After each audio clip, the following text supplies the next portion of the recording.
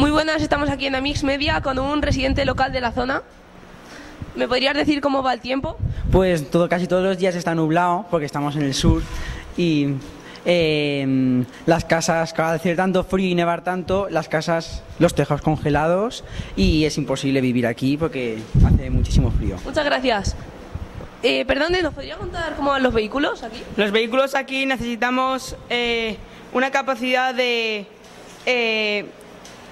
no motor porque la gasolina se puede congelar, entonces eso es muy malo para los vehículos con motor.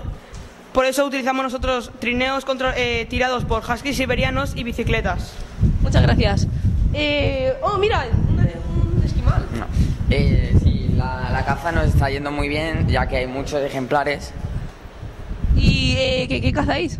Pues nosotros cazamos principalmente focas. ¿Y cuántas lleváis en esta temporada? De momento llevamos ya 564.